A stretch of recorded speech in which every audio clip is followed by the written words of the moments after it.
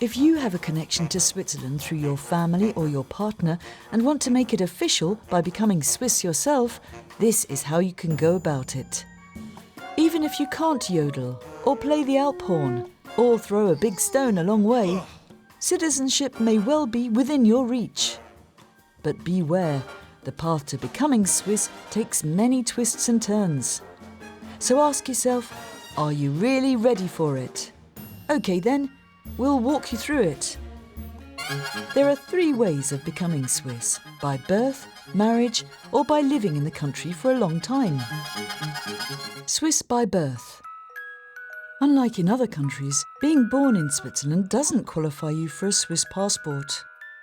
There's a rather grand-sounding rule called jus sanguinis. It comes down to your blood. This means you can be Swiss even if you're born to Swiss parents living outside of Switzerland. Your mum and dad will have to register your birth with a Swiss authority abroad or in Switzerland before you're 25. If this didn't happen, you can still request so-called reintegration before you turn 35. But you'll have to move back to Switzerland or have close ties to the country to qualify for a Swiss passport. Swiss by marriage. Another way to become a Swiss citizen is to marry one, which opens the door to fast-tracked naturalisation. If you're living abroad, you need to have been married for 6 years. And you'll have to demonstrate a close connection to Switzerland. How? By speaking a national language. And having contact with the Swiss community abroad. You need to have also spent holidays in Switzerland. If you're moving to Switzerland, you'll have to wait until you've lived here for 5 years, including the year just before applying.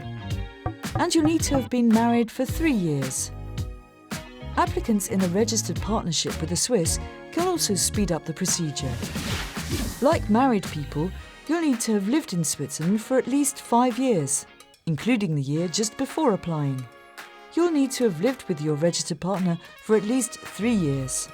Registered partners cannot presently become Swiss while living abroad. If you're not married to a Swiss and you weren't born to Swiss parents, you can still get citizenship after living in Switzerland for at least 10 years. 3 of these years need to be in the 5 years prior to making the application. Foreigners applying in Switzerland need to show a high level of integration, including proficiency in the language spoken where they live. A baby born in Switzerland to foreign parents doesn't automatically get Swiss citizenship, but they can fast-track the procedure if they're third-generation immigrants. What's that, you ask? Well, you need to have been born in Switzerland and hold a C residence permit. You need to have attended school in Switzerland for at least 5 years. And you have to apply for citizenship before you're 25. At least one of your parents must have lived in Switzerland for at least 10 years, been to a Swiss school for 5 years, and hold a valid residence permit. Also, at least one of your grandparents must have been born in Switzerland or held residency. That was the easy part. Now comes the hard bit. What happens when you live abroad and have met all the requirements to apply for a Swiss passport? Step 1. You need to contact the competent Swiss representation in your country of residence. They'll send you lots of forms that you'll have to fill out in a Swiss national language. And you'll need to submit lots of documents, such as a criminal record extract and a tax certificate. Step 2. After gathering all these documents, you need to submit an application to the competent Swiss representation in your country of residence. The processing fee is paid in advance. Step 3. The Swiss representation will invite you for a personal interview. If you're applying for citizenship by marriage, your spouse will also be called in.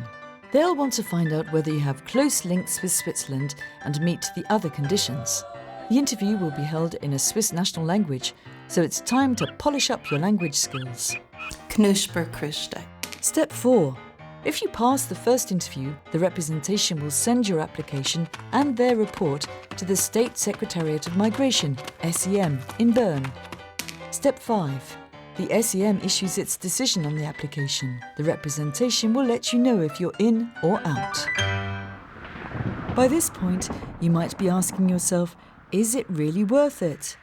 Spending between 600 and 1150 francs and waiting around 18 months just to get the Swiss passport? Well, this is what would change if you became Swiss. Voting. You get a say in how the country you love should be run. Connection to heritage. No matter how Swiss you feel inside, a passport is proof. It's confirmation of your connection to the country. And you can move to Switzerland if you want. If you plan on moving to the Alpine nation, it will definitely be easier as a Swiss than as a foreigner. Plus, you get to keep your first citizenship. Whether a naturalised person loses their previous citizenship depends upon the other country in question. Of course, with rights also come obligations. When turning 18, Swiss men are called up to undertake military service, or they can decide to do civilian service instead, like helping out farmers, for example. For women, military service is voluntary, just like learning to yodel is. Every year, tens of thousands of people become Swiss. Will you join them?